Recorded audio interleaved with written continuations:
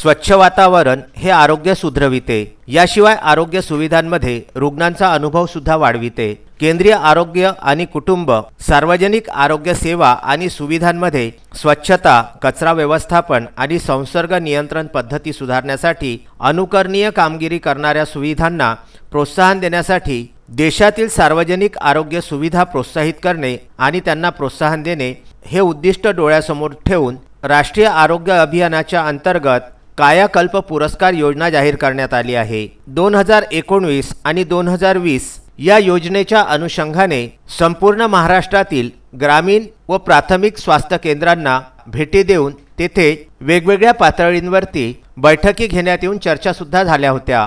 त्या अनुषंगाने स्वच्छता आणि संसर्ग नियंत्रणाशी संबंधित कामगिरीचे मूल्यांकन केले गेले आणि स्वच्छतेच्या प्रोटोकॉलचे पालन सुद्धा करणाऱ्या तद्वतच ज्या हॉस्पिटल्सनी ज्या ग्रामीण रुग्णालयांनी किंवा प्राथमिक आरोग्य केंद्रांनी आपापल्या परीने रुग्णांकरता वेगवेगळ्या योजना राबविलेल्या आहेत अशा सर्व रुग्णालयांची महाराष्ट्र पातळीवरती राष्ट्रीय आरोग्य अभियानाकडून दखल घेण्यात येऊन त्यांना पुरस्कार सुद्धा देण्यात आले। अमरावती जिल्ह्यामधून या पुरस्काराचे मानकरी ठरलेले गाव म्हणजे नांदगाव खंडेश्वर। ग्रामीण रुग्णालय नांदगाव खंडेश्वर यांना सुद्धा हा प्रोत्साहनपर पुरस्कार बहाल करण्यात आलेला आहे। राष्ट्रीय आरोग्य अभियानाचे मुंबई येथील जॉईंट डायरेक्टर यांचेतर्फे ग्रामीण आरोग्य रुग्णालयाला प्राप्त झाले आहे। त्यामुळे ग्रामीण रुग्णालय नांदगाव खंडेश्वर यांच्यावरती अभिनंदनाचा वर्षाव होत आहे। संपूर्ण महाराष्ट्रामधून अमरावतीचे नाव उज्ज्वल करणाऱ्या ग्रामीण रुग्णालय नांदगाव खंडेश्वरचे सर्वत्र कौतुक करण्यात येत आहे। जिल्हा सामान्य रुग्णालय अमरावतीचा सुद्धा नावलौकिक या निमित्ताने देश पातळीवर जाऊन पोहोचलेला आहे। याच अनुषंगाने विदर्भ न्यूजच्या चमूने नांदगाव खंडेश्वर येथे जाऊन आपली भेट दिली। अमरावती जिल्ह्यातल्या नांदगाव खंडेश्वर ग्रामीण रुग्णालयाला नुकताच कायाकल्पच्या वतीने 1 लाख रुपयांचा रोख पुरस्कार मिळालेला आहे आणि संपूर्ण अमरावती जिल्ह्यामध्येच नव्हे तर महाराष्ट्रामध्ये नांदगाव खंडेश्वरचं नाव हे ग्रामीण रुग्णालयाच्या बाबतीत रोशन करण्यात आलेलं आहे। नेमकं हा पुरस्कार कशा प्रकारचा आहे आणि या पुरस्काराचं स्वरूप काय आहे, हा पुरस्कार केव्हापासून सुरू झाला याबद्दलची माहिती घेण्यासाठी विदर्भ न्यूजची चमू येऊन ठेपलेली आहे नांदगाव खंडेश्वर येथे ग्रामीण रुग्णालयामध्ये। ग्रामीण रुग्णालय नांदगाव खंडेश्वरच्या वैद्यकीय अधीक्षिका असलेल्या डॉक्टर यांच्याशी चर्चा करून आपल्याला ही माहिती घ्यायची आहे की कायाकल्प नेमकं काय आहे। त्यावेळी ग्रामीण रुग्णालय नांदगाव खंडेश्वरच्या वैद्यकीय अधीक्षिका डॉक्टर प्रवीणा देशमुख यांच्याशी बातचीत केली। मॅडम, नांदगाव खंडेश्वर आरएचला जो कायाकल्पचा पुरस्कार मिळाला त्याच्याबद्दलची माहिती थोडीशी आम्हाला पाहिजे। कायाकल्प हे ॲक्टिव्हिटीज सुरू करण्यात आलेले आहे NHM through national health mission with the aim that की आपल्या पब्लिक हेल्थ डिपार्टमेंट जे राहतं, जे आपण पब्लिकला सर्व करतोय गव्हर्नमेंट थ्रू, ह्या सगळ्या पब्लिक हेल्थ फॅसिलिटीजमध्ये हे कसे चेंजेस आणावं, how to give them better, improve कसं करायचं। आपल्या बरेच वर्ष झाले आपण हे देतोय ही सर्व्हिस, पण आपण जी सर्व्हिस देतोय त्या सर्व्हिसेसमध्ये चेंज कसा आणावा, बेटर चेंज, फॅसिलिटीज कशा वाढवायच्या आणि ज्या फॅसिलिटीज देतोय त्याला प्रेझेंट कसं करायचं। प्लस आपलं पेशंट सॅटिस्फॅक्शन सगळ्यात इम्पॉर्टंट आहे याच्यामध्ये। पब्लिक सॅटिस्फॅक्शन सगळ्यात इम्पॉर्टंट आहे।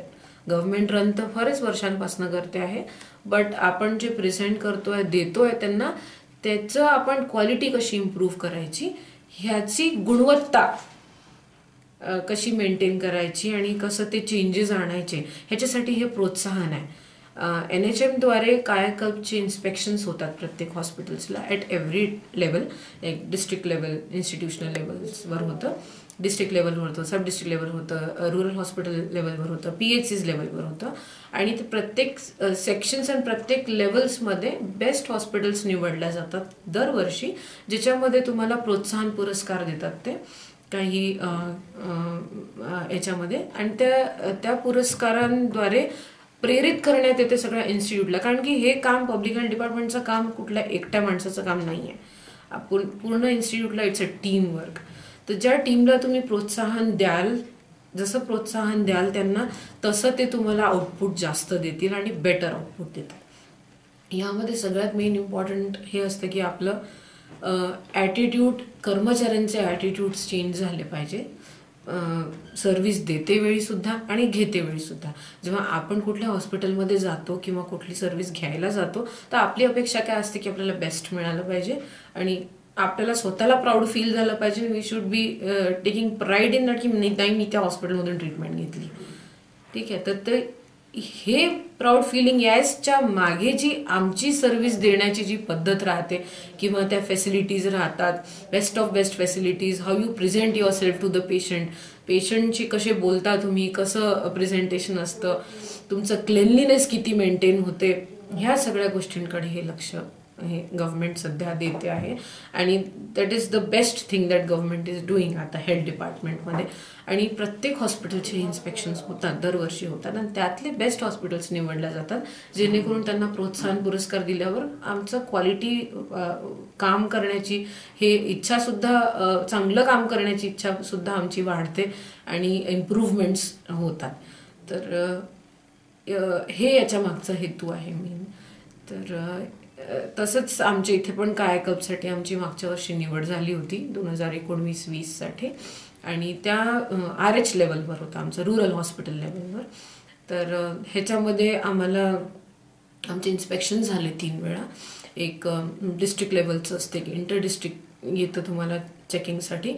3rd लेवल असते तुमची स्टेटची टीम येते चेक करायला की एक्झॅक्टली तुम्ही खरंच काय चेंजेस आणलेले आहेत जुन्यामधून नवीनमध्ये, तुम्ही कसं क्लेनलीनेस मेंटेन करता, कसं पेशंटला सॅटिस्फॅक्शन, पेशंटचं feedback is more important in this.